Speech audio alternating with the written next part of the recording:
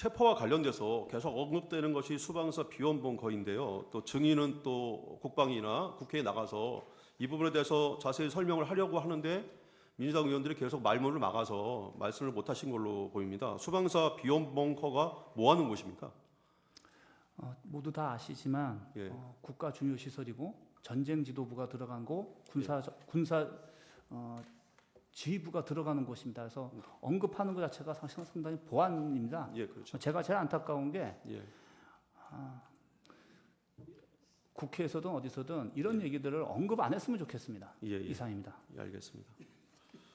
국방부 장관은 본 법정에서 누군가를 체포해서 구금하기 위해서는 방마다 화장실 등의 구금을 위한 시설들이 갖추어져 있어야 하는데 수방사 비원 벙커는 그런 시설들이 전혀 갖추어지지 않아 누군가를 체포해서 수용할 수 있는 곳은 아니다라고 얘기를 했는데 맞나요? 답변 드리지 않고 다만 거기에는 평시에도 일개대대 병력들이 상주하고 있습니다. 예. 전략사뿐만 아니라 여러 부대들이 들어가 있기 때문에 불가능합니다. 예, 자세한 내용은 답변하지 않으셔도 됩니다. 예. 아까 그 전반적인 작전에 대해서 말씀을 하고 싶다고 하시는데요. 시간 저희가 1분 55초 정도 시간이 있으니까 거기에 대한 답변 좀 부탁드리겠습니다. 네. 앞서 대통령께서 담화하시면 전략 지침인데 모호하고 또 장관님이 작전 지시를 하면 역시 과업이 불분명합니다. 근데 그게 군인들의 역할입니다. 자유민주주의 국가의 문민 통제 체제에서는 민간이 군을 알 수가 없기 때문에 두리뭉실 얘기하고 항상 군인들은 그 대비를 해야 됩니다. 계획이 없었습니다. 그러면 어떻게 해야 되냐면 그때 현장에 가서 전략 지침을 이해해서 나름 평가돼서 명령을 주려면 구체적으로 주지 못하더라도 국제법과 국내법에 위반되지 않는 부분부터 해석합니다. 그게 통상 우리 교리상에 제약사항, 금지사항이 있고 최종 상태라는 게 있습니다. 제가 상황 벌어지자마자 부하들과 얘기하면서 최종 상태를 얘기한 게 그거였습니다. 과업이 불분명 상태에서 혼란할 수 있으니까 각자와 맨 위와 맨 아래가 같은 선상에서 생각할 수 있는 방향이 있어야 되는데 그것이 세 가지였습니다. 곧바로 한 10분 내에 얘기했던 것 같은데 국가 중요시설이 보호돼야 되고 국민은 안전해야 되고 또 시민이 안전해야 되고 그다음에 우리 장병들이 다치면 안 된다. 이걸 가지고 시작하자라고 그런 상태에서 제가 제일 먼저 가게 됐던 건 사령관은 가장 결정적인 장소, 상황에 결심할 때가 어딘가를 봐야 되는데 제가 판단했을 때는 국회였고 다 모르기 때문에 그다음에 저희도 그 많은 훈련했지만 국회에 들어가서 훈련이라든가 정찰을 해본 적이 없었습니다. 그래서 내가 직접 가겠다고 먼저 가겠다고 말했던 거고 가서 보니까 앞서 설명하신 것처럼 정말 시민들이 너무 많았고 상황이 너무 달랐습니다.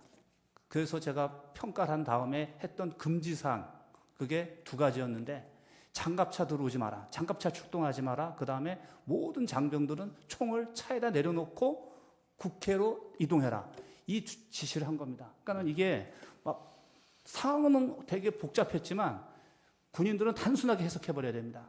그래야만 임무가 되고 부하들이 불필요하게 시민이라든가 전우들을 다치게 하지 않거든요.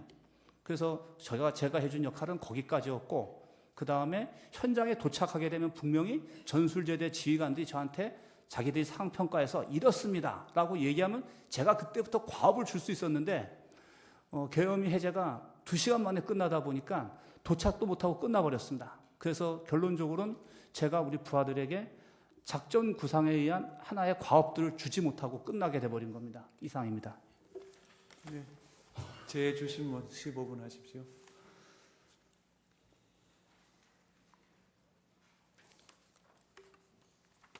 네, 증인 좀 전에 계엄 선포 시에 상관인 국방부 장관 지시에 따라서 국회 병력을 투입했다라는 질문에 그렇다고 대답을 했는데 계엄 선포 시에 수방사령관이 국방부 장관 지시를 받도록 되어 있습니까? 계엄 선포 직후에 또 아까 병력 투입 지시는 계엄법에 따른 적법한 지시라고 생각했다 이렇게 얘기하셨는데 계엄 선포 직후에 계엄 사령부도 구성되기 전에 국회에 출동해서 작전을 시행하는 것이 계엄법에 따른 적법한 지시였다고 주장하는 것인가요? 그 부분은 제가 답변을 드리진 않겠지만 저는 그때 계엄이 선포되었기 때문에 계엄사 구성되기 전에 어떤 주요 조치, 선조치는 있을 거라고 군인들은 그렇게 이해합니다. 이상입니다. 증인 조금 전에 반대 신문 답변하면서 그 이제 피청구인 측으로부터 이제 이 뭐 검찰로부터 유도 신문이 있었는지 뭐 이런 질문을 받았습니다. 증인이 검찰에서 이 대통령과 3번 통화가 있었다는 사실을 처음 밝힌 것이 12월 14일인데 당시 그리고 증인도 사실 뭐 유도 신문을 한 것은 아니다 이렇게 대답을 했죠. 저는 그거에 검찰의 당연한 역할이라고 생각하지 유도 신문이라고 생각하지 않고 당시에 그렇게 하지도 않았습니다. 그럼 유도 신문이 아니라 증인이 기억하는 대로 답변한 것이지요.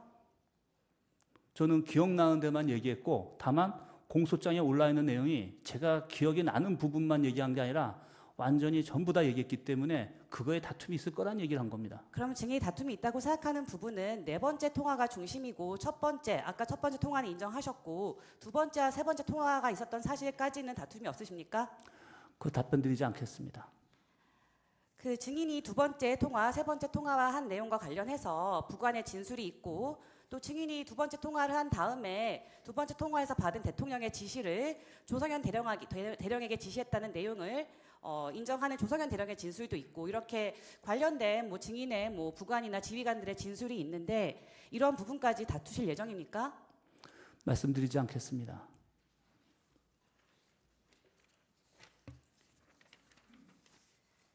증인의 부관이나 증인의 지휘관들이 뭐 듣지 않은 내용, 기억에 반하는 내용을 허위로 이야기해서 증인을 곤란하게 할 특별한 이유가 있습니까? 저는 저희 부하들을 믿고 절대 그러지 않을 부하들이라고 확신합니다. 증인은 아까 말씀하신 것처럼 수방사 병력은 실제 뭐 국회 본청에 진입을 하거나 국회의원들을 끌어내는 임무를 수행한 것은 없다. 이렇게 얘기를 하고 계신데 그럼 수방사 병력이 그런 일을 하지 않았는데 증인이 대통령이 하지도 않은 말을 지어내서 기억에 반해서 대통령과 증인의 책임을 무겁게 만드는 진술을 검찰에서 굳이 할 이유가 있었나요?